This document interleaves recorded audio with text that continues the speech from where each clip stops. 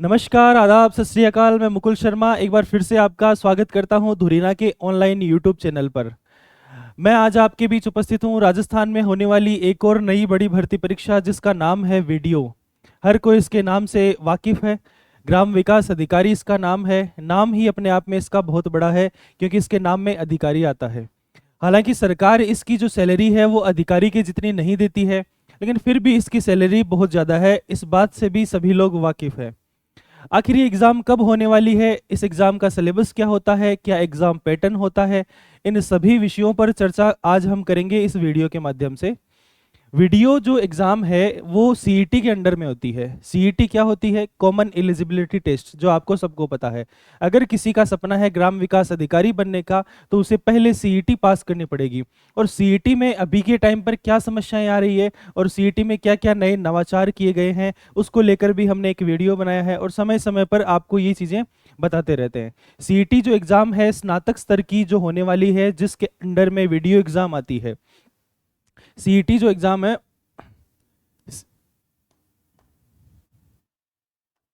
CET जो exam है जो स्नातक स्तर की होगी, उसके अंडर में अपनी वीडियो एग्ज़ाम आती है। ऐसा नहीं है कि आपने सीईटी दी 10+2 वाली और फिर भी आप ये बोल सको कि मैं वीडियो की एग्ज़ाम दूंगा। आप नहीं दे सकते। स्नातक स्तर की सीईटी आपकी क्लियर होनी चाहिए। अब सीईटी है उसके अंदर क्या क्या जो चीज़ें हैं वो लागू की गई है अभी, ये मैंने आपको एक वीडियो बनाकर बताया गया है। 40% इसके अंदर मार्किंग रखी जाएगी। इसके अंदर नेगेटिव मार्किंग शुरू करी गई है। 3 साल की इसकी वैधता रहेगी। 3 साल की इसकी वैधता रहेगी। और इसका कठिन स्तर है वो भी किया गया है। इसका स्तर है वो कठिन कर दिया गया है, कठिन स्तर। अब वीडियो का जो एग्ज़ाम है, जो इस एग्ज़ाम के अंडर में होगा वो कब तक होगा? ये जो सीईटी स्नातक स्तर की मैंने आपको बताई थी, इस सीईटी के जो फॉर्म है वो शुरू होंगे जून में, जून 2026। इसमें इसके फॉर्म शुरू होंगे। इसके बाद में ये एग्ज़ाम कब होगी? तो इसके जो एग्ज़ाम है वो नवंबर में होगी। इसकी एग्ज़ाम होगी नवंबर में। और जो 10+2 वाली सीईटी है, 10+2 वाली जो सीईटी है उसके फॉर्म लगाए जाएंगे इसके अगले महीने में और एग्ज़ाम होगी इसके अगले महीने में, यानी कि जुलाई और दिसंबर। लेकिन अपने को वीडियो की परीक्षा में शामिल होना है, वीडियो बनना है, अपने को ग्राम विकास अधिकारी अपना सपना है, तो सबसे पहले हमें अपना पूरा जोर लगाना पड़ेगा सीईटी के लिए, क्योंकि अभी वीडियो की कोई बात नहीं है। हालांकि वीडियो को लेकर गवर्नमेंट के जो सुजस पत्रिका होती है उसके अंदर एक लेटर जारी हुआ था, जिसके अंदर होने वाली राजस्थान में आगे आने वाली सभी भर्ती परीक्षाओं के बारे में बताया गया है, जिसमें वीडियो का नाम भी था। और उसके अंदर लगभग 3 से 3,500 पदों पर भर्ती आने की संभावना है। 3 से 3,500 पदों पर भर्ती आने की संभावना है। और जो आलोक राज जी है, जो आरएसएसबी के अध्यक्ष है, आरएसएसबी क्या है? आरएसएसबी एक आयोग है जो सीईटी करवाता है और जो वीडियो करवाता है। इन्होंने सीईटी के बारे में जो वीडियो में अपने को बताया कि एग्जाम कब होगी सीईटी, उसके अंदर ये नवाचार किए गए हैं। 40% नेगेटिव मार्किंग, 3 साल की वैधता, ये अपने को याद रखने हैं। ये जो नवाचार किए गए हैं, इसी टाइम पर इन्होंने बताया कि वीडियो की भर्ती है वो सीईटी के अंडर ही होगी, स्नातक स्तर के अंडर होगी, और सीईटी होते ही उसको हम करवाने की कोशिश करेंगे। अब आप ये मानकर चलिए कि अगर नवंबर में सीईटी स्नातक स्तर हो रही है तो आपकी वीडियो परीक्षा है वो अप्रैल मई के पहले तो बिल्कुल नहीं होगी। अप्रैल मई के पहले बिल्कुल नहीं होगी। लेकिन इसका मतलब ये नहीं है कि हमें अगले साल 2027 में ही पढ़ना है, क्योंकि आज के समय में सीईटी पास करना बहुत ज़्यादा ज़रूरी है। अगर आपने ये पास नहीं करी तो ना आप वीडियो दे सकते हो, ना पटवारी दे सकते हो, ना एलडीसी दे सकते हो, ना और कोई सी परीक्षा दे सकते हो। यही 3 बड़ी भर्ती परीक्षाएं मानी जाती है। तो अपने को अब जो वीडियो में अपन पूरा जोर लगाएंगे तैयारी करने के लिए, वो कड़ी मेहनत हमें अभी से ही सीईटी के लिए कर देनी चाहिए, क्योंकि सीईटी पास होगी तभी हम ग्राम विकास अधिकारी की परीक्षा में अपीयर हो पाएंगे। हम परीक्षा में ही अपीयर नहीं हो पाए तो हम इसका क्या करेंगे? ठीक है, वीडियो की तैयारी कर कर। तो वीडियो की तैयारी करने के लिए अभी से हमें सीईटी की तैयारी है वो शुरू कर देनी चाहिए। इसके बाद में जो वीडियो की परीक्षा है, इसको लेकर कुछ चीज़ें मैं आपको बताऊं। तो जो वीडियो की परीक्षा है, ये 2025 की जो भर्ती हुई थी उसका नोटिफिकेशन हमारे पास में है। इसके अंदर कुल 850 पोस्ट आई थी, लेकिन इस बार बात चल रही है कि लगभग 3 से 3,500 पदों पर भर्ती है वो आने की संभावना है। 3 से 3,500 पदों पर भर्ती आने की संभावना है। अब आगे मैं आपको दिखाऊं तो इसके अंदर जो मेन चीज़ें हैं अपने पास में, आवेदन किस प्रकार किया जाएगा। आवेदन एसएसओ पर किया जाएगा। ओटीआर जिसके अंदर शामिल है, वन टाइम रजिस्ट्रेशन, यानी कि आपको बार बार रजिस्ट्रेशन नहीं करना है, एक बार ही आपका शुल्क लगेगा। ये सारी चीज़ें इसके अंदर लिखी गई है। इसके बाद ये पोस्ट का वर्गीकरण किया गया है कि किस प्रकार पोस्ट है वो, किस किस जिले में कितनी कितनी पोस्ट है। इसके बाद में जो अपने लायक काम की चीज़ है वो मैं आपको बताऊं तो इसके अंदर 5 नंबर का पॉइंट दे रखा है अपने को वेतनमान। इसके अंदर अपने को दे रखा है वेतनमान की अपनी सैलरी कितनी होगी, अपनी सैलरी किस लेवल की होगी। तो इसमें लिखा गया है आपकी सैलरी है वो L6 लेवल की होगी। L6 क्या होता है? अब राजस्थान में सैलरी जो लेवल होता है वो एक चार्ट के द्वारा बनाया जाता है। पहले ग्रेड पे फॉर्म चलता था और अभी एल के हिसाब से जो L1 है L2 है यहाँ से सैलरी स्टार्ट होती है। आपके पशु परिचर की जो सैलरी है, पशु परिचर की सैलरी जो है वो L1 होती है, यानी कि सबसे कम सैलरी किसकी होती है? पशु परिचर की होती है। इसके बाद में जो आरएएस और आरएएस लगते हैं, आरएएस की सैलरी L12 से L15 तक जाती है, L12 से L15 तक जाती है। ऐसे ही आपके फर्स्ट ग्रेड जो है, सेकंड ग्रेड है, थर्ड ग्रेड जो रीट है, इनकी सैलरी फर्स्ट ग्रेड की L12 होती है, सेकंड ग्रेड की L11 होती है और थर्ड ग्रेड की L10 होती है। L10 और इससे नीचे होने वाली जितनी भी परीक्षाएं हैं उनकी एग्जाम आरएसएस भी आयोजित करवाता है, इनकी एग्जाम आरएसएस भी आयोजित करवाता है। और L10 से ऊपर की जितने भी एग्जाम है उसके लिए आरपीएससी एग्जाम करवाता है। तो अपनी वीडियो है वो क्या सैलरी रहेगी? वो L6 है। पटवारी का जो L है वो 5 होता है, एलडीसी का L है वो 5 होता है। तो अपने लिए बहुत ही महत्वपूर्ण बात है कि हम वीडियो यानी कि ग्राम विकास अधिकारी की तैयारी कर रहे हैं तो हमारी सैलरी कितनी रहेगी ये हमें पता होना चाहिए। L6 लेवल की ये सैलरी रहेगी, L6 लेवल की। मोटा मोटी आप मानकर चलिए कि L6 की सैलरी है वो अभी के टाइम पर जब वेतन आयोग जो 7 है उसके हिसाब से जो चल रहा है, उस हिसाब से जो सैलरी आपकी L6 के हिसाब से कितनी रहेगी? लगभग 35,000 रुपये सैलरी आपकी रहेगी, लगभग 35,000 रुपये। और जो 8वां वेतन आयोग अगर इसके अंदर लग गया तो आपकी सैलरी कन्फर्म है 50,000 रुपये चली जाएगी। तो एक अच्छी सैलरी है वो आपको वीडियो की पद पर आपको देखने को मिलती है। तो ये हमें ध्यान रखना है कि एलडीसी जो है वो L5 है, पटवारी L5 है, लेकिन जो वीडियो है उसकी सैलरी L6 है, उससे ज़्यादा है। 2800 ग्रेड पे पर ये भर्ती होती है। पात्रता और शैक्षणिक योग्यता ये हमारे लिए बहुत जरूरी है। सबसे बड़ी पात्रता तो मैंने आपको बता दी कि आपकी सीईटी क्लियर होनी चाहिए। सबसे बड़ी पात्रता आपकी जो है वो है सीईटी आपकी क्लियर होनी चाहिए। सीईटी भी कौन सी? स्नातक स्तर की, स्नातक स्तर की सीईटी आपकी क्लियर होनी चाहिए। इसके बाद में इसमें लिखा गया है स्नातक या सरकार द्वारा उसके समतुल्य घोषित अर्हता, यानी कि आपकी स्नातक होनी चाहिए। अब स्नातक होगी तभी आप सीईटी दे पाओगे। आप फाइनल ईयर में अपीयरिंग हो तो भी आप ये एग्जाम दे सकते हो, सीईटी दे सकते हो। उसके बाद में लेकिन ये है कि सीईटी की जब एग्जाम हो तब तक एग्जाम डेट तक आपका रिजल्ट आ जाना चाहिए। ये कुछ नियम है वो सरकार के बनाए हुए हैं। तो ये हमें ध्यान रखना है कि स्नातक आपकी कवर होनी चाहिए। इसके बाद में ये जो नीचे जितने भी पॉइंट लिखे गए हैं इन पॉइंट में लिखा गया है कि आपके पास RSCIT या फिर कंप्यूटर का कोई सा भी आपके पास में जो डिप्लोमा है वो होना चाहिए।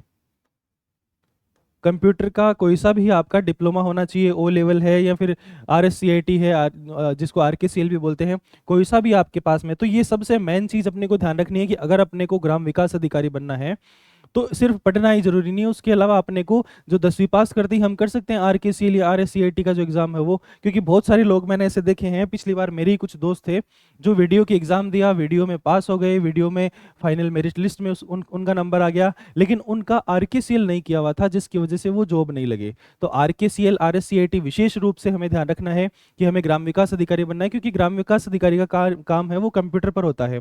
जो सरपंच होता है गाँव में वो जितना भी बजट निकाल सकता है, सरपंच के जितने भी काम होते हैं उन सारों को ऑनलाइन लिस्ट करना होता है वीडियो को।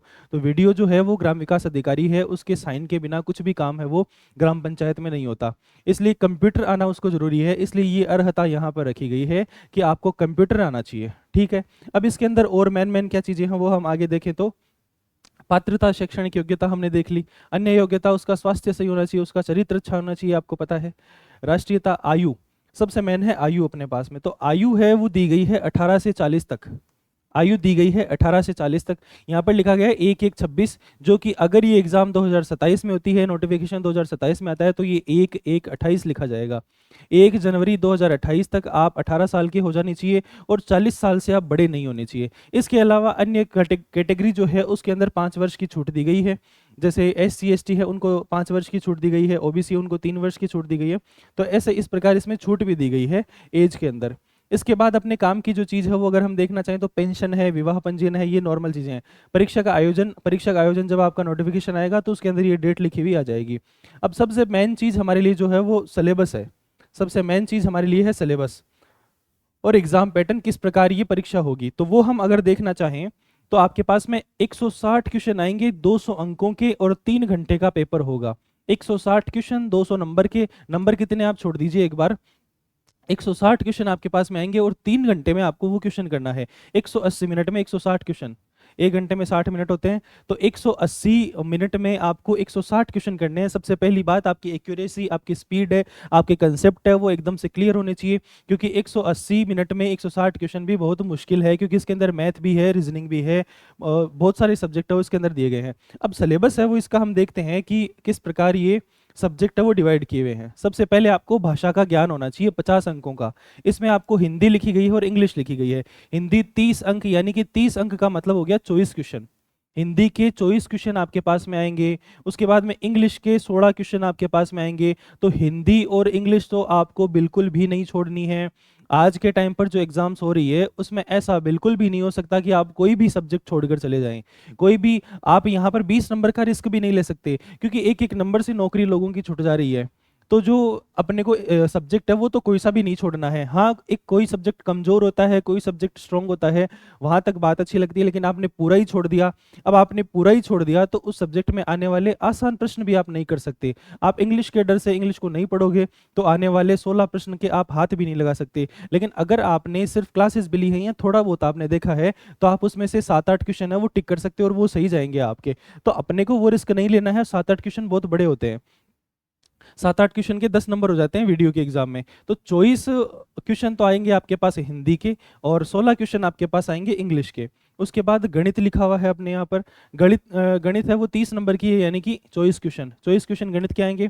दशमलव एवं भिन्न है, प्रतिशत है, अनुपात समानुपात, जो आप सारी एग्जाम में पढ़ते हो। पटवारी है, एलडीसी की आप तैयारी कर रहे हो अभी के टाइम पर, एलडीसी में भी ये सारा सिलेबस है।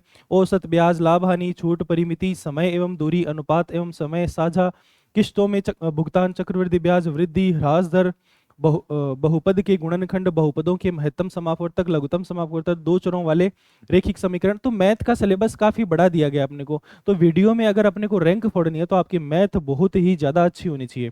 मैथ वो बहुत ज्यादा अच्छी होनी चाहिए। हालांकि ये 30 नंबर की है जितनी की हिंदी है अपने पास में, लेकिन हिंदी है वो कम समय में पढ़कर अच्छे नंबर उसके अंदर लाए जा सकते हैं।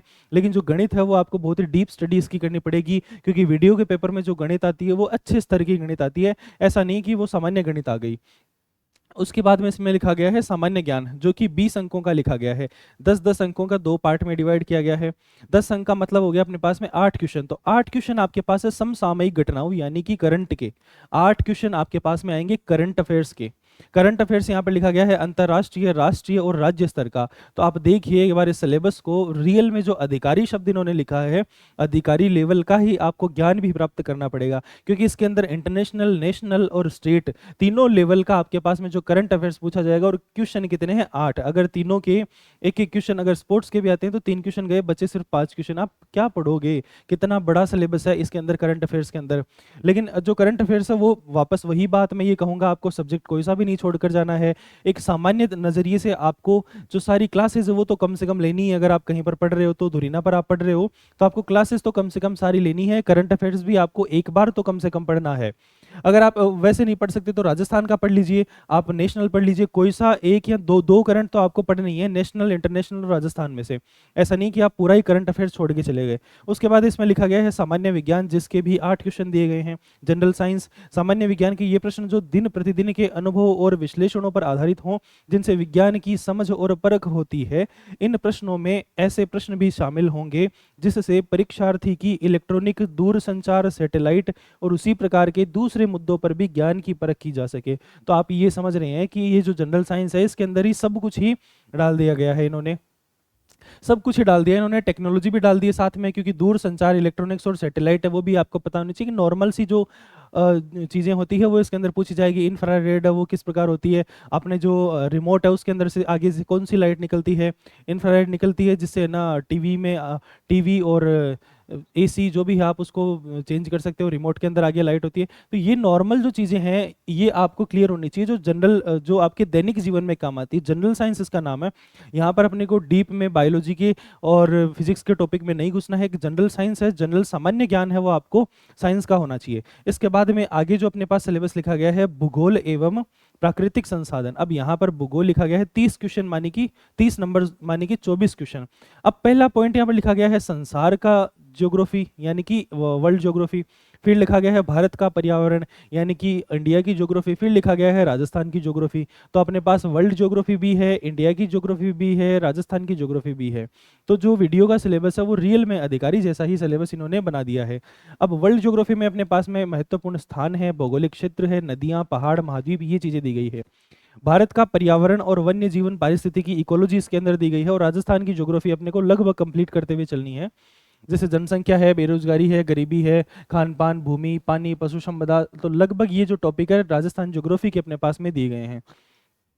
इसके आगे अगर अपन देखें तो राजस्थान के संदर्भ में कृषि व आर्थिक विकास। अब कृषि क्यों जोड़ा गया यहाँ पर, क्योंकि वीडियो जो लगता है, ग्राम विकास अधिकारी जो लगता है वो गांव में लगते हैं, ग्राम विकास अधिकारी होते हैं, और गांव में अधिकतर कृषि अपने राजस्थान में बहुत ज़्यादा प्रचलित है।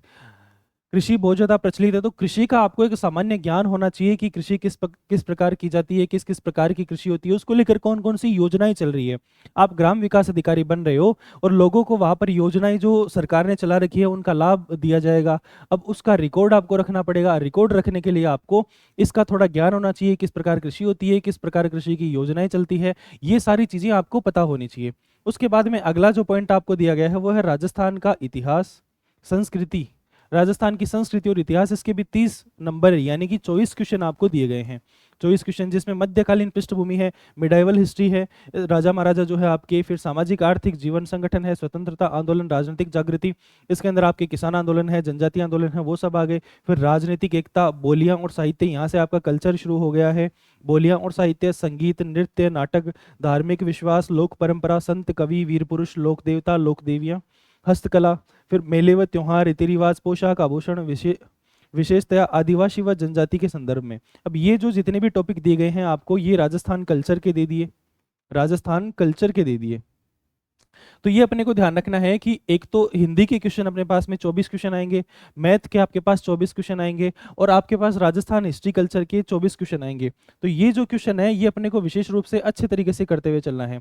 उसके बाद में जो राजस्थान का मैंने आपको कृषि वाला पार्ट बताया, इसमें से भी आपके पास 30 क्वेश्चन दिए गए हैं। तो ये कुछ ऐसे पार्ट है जिसमें 30-30 क्वेश्चन सीधे आपको दिए गए हैं, वो आपके बहुत ही अच्छे होने चाहिए, वो आपके बहुत ही अच्छे होने चाहिए। उसके बाद में सबसे लास्ट में अपने को दिया गया है कंप्यूटर। कंप्यूटर के 10 अंक लिखे गए हैं, यानी कि यहाँ पर कितने क्वेश्चन हो गए, 10 अंक यानी कि 8 क्वेश्चन हो गए। तो 8 क्वेश्चन आपके कंप्यूटर के आएंगे, जितने क्वेश्चन आपके करंट के आएंगे। कंप्यूटर एक बहुत ही छोटा सा पार्ट है, कंप्यूटर की छोटी सी पतली सी आप किताब पढ़ोगे तो आप ये 8 क्वेश्चन वहाँ पर कंप्लीट कर सकते हो, क्योंकि सिलेबस इसका देखिए कितना ईजी सा दिया गया है। Characteristic of computer, computer organisation including RAM, ROM, file system, input devices, computer software. उसके बाद relationship between hardware and software. उसके बाद ऑपरेटिंग सिस्टम दिया हुआ है, एमएस ऑफिस दिया गया है। एमएस ऑफिस में वर्ड आता है, एक्सेल आता है, स्प्रेडशीट आता है और पावर पॉइंट आता है। तो ये छोटा सा सिलेबस है जो संगणक और ऐसी लगभग हर एग्जाम में आपको दिया हुआ रहता है। तो कंप्यूटर अपने को अच्छे से करते हुए चलना है। अगर आप कोई सब्जेक्ट छोड़ना चाहो तो मैं आपको बताऊंगा करंट अफेयर में कुछ ऐसा पार्ट जो जैसे इंटरनेशनल करंट है उसके 2 या 3 क्वेश्चन आएंगे तो आप उसको छोड़ सकते हो, और पढ़ना आपको बहुत ज़्यादा पड़ेगा। तो ऐसे पार्ट आपको छोड़ने हैं जिनमें इनपुट तो आपको बहुत ज़्यादा देना पड़े और आउटपुट बहुत ही कम मिले। ऐसे पार्ट को बिल्कुल नहीं छोड़ना है। जैसे आपने इंग्लिश छोड़ दी इंग्लिश के डर से कि मेरी कमज़ोर है, तो भाई आपकी कमज़ोर है तो आपको पढ़ना तो पड़ेगा। देखो ग्राम विकास अधिकारी बनना है तो आज के टाइम पर कोई भी ऐसी सब्जेक्ट नहीं है जिसको आप छोड़ दो और आप ग्राम विकास अधिकारी बन जाओ, क्योंकि सबसे पहले तो आपको सामना करना पड़ेगा सीईटी का। सबसे बड़ा पहाड़ तो आपके सामने सीईटी खड़ी है। ग्राम विकास अधिकारी तो बाद में आता है, तो पहले आपको ग्राम विकास अधिकारी बनने के लिए पहले सीईटी क्लियर करनी पड़ेगी। और सीईटी में ये जो सिलेबस है वो ऐसा ही कुछ सिलेबस है और इससे बड़ा ही भले ही हो, क्योंकि उसमें भी हिंदी, इंग्लिश है, गणित है, रीजनिंग है, और इसमें रीजनिंग भी कम है। हिंदी, इंग्लिश, गणित, रीजनिंग, उसके अलावा आपका कंप्यूटर, उसके बाद आपकी हिस्ट्री, पॉलिटी, इकोनॉमी, ज्योग्राफी, ये चारों इंडिया की, और हिस्ट्री, पॉलिटी, इकोनॉमी, ज्योग्राफी ये सारी राजस्थान की। इतना बड़ा सिलेबस आपको, कितने सब्जेक्ट हो गए टोटल, 13 सब्जेक्ट आपके 4 4 8 और 5 13 सब्जेक्ट आपके सीईटी में दिए गए हैं, और लगभग इतने ही सब्जेक्ट आपको वीडियो में मिलेंगे। तो वीडियो है उसके डर से पहले हमें सीईटी के डर को दूर करना है। और ये मानकर चलिए, अगर आपने सीईटी की तैयारी अच्छे से कर ली, स्नातक स्तर की तैयारी अच्छे से कर ली, तो 50% वीडियो की तैयारी आपकी वहीं से कंप्लीट हो जाएगी। इस बार जो कंपटीशन होने वाला है वो ऐसे मान लीजिए क्रीम क्रीम में से होगा, क्योंकि लगभग 15 से 20 लाख बच्चे जो है वो सीईटी का एग्जाम देंगे। और जिस प्रकार का ये सिस्टम इन्होंने बना रखा है, 40% कर दिया प्लस नेगेटिव मार्किंग और कर दी। पात्रता परीक्षा है, वहां पर कहीं कहीं भी नेगेटिव मार्किंग नहीं है इंडिया में, लेकिन राजस्थान में नेगेटिव मार्किंग कर दी है। 40% भी आपको लाने हैं और नेगेटिव मार्किंग भी उसके अंदर है। अब ये करना बहुत ही महारत का काम है। तो मैं तो ये सोच रहा हूँ कि लगभग 14-15 लाख बच्चे जो सीईटी स्नातक स्तर देंगे, उसमें से 1 लाख बच्चे लगभग हैं जो 40% नेगेटिव मार्किंग के साथ निकाल पाएंगे। अगर पेपर वैसा आ गया जैसा अभी जो बीएसटीसी वाले जो L1 वाले हैं उनका रीट का पेपर हुआ था, वो पेपर आपने देखा होगा, वो उसमें आरएस जैसे क्वेश्चन दिए हुए थे, असर्ट रीजन और मैच द फॉलोइंग ऐसे क्वेश्चन, जो वन लाइनर क्वेश्चन तो बहुत कम आते हैं आजकल के एग्जाम में। और आरएसएस भी है, वो तो जानबूझकर ऐसे पेपर आजकल हार्ड बनाने लग गए हैं। कुछ ऐसे क्वेश्चन निकाल के लाते हैं जो कहीं भी किसी भी किताब या कोचिंग के नोट्स में नहीं है। तो अपने को जो तैयारी है बहुत ही प्रेसाइज मैनर में, बहुत ही अच्छे तरीके से अपने कंसेप्ट क्लियर होने चाहिए। क्योंकि जहाँ पर जीके ज़्यादा रहता है वहाँ पर हमें समस्या रहती है कि हम कहाँ से पढ़ें, कहाँ से प्रश्न पूछे जाएंगे, कोई बिना हाथ पैर के क्वेश्चन कई बार पूछ लिए जाते हैं। लेकिन यहाँ पर बहुत ही एकदम परफेक्ट मैनर में आपको सिलेबस दिया गया है, वीडियो का सिलेबस बहुत अच्छे से डिफाइन किया गया है कि मैथ है उसमें आपको टॉपिक लिखे गए हैं, हिंदी में आपके टॉपिक लिखे गए हैं, इंग्लिश में आपके टॉपिक लिखे गए हैं।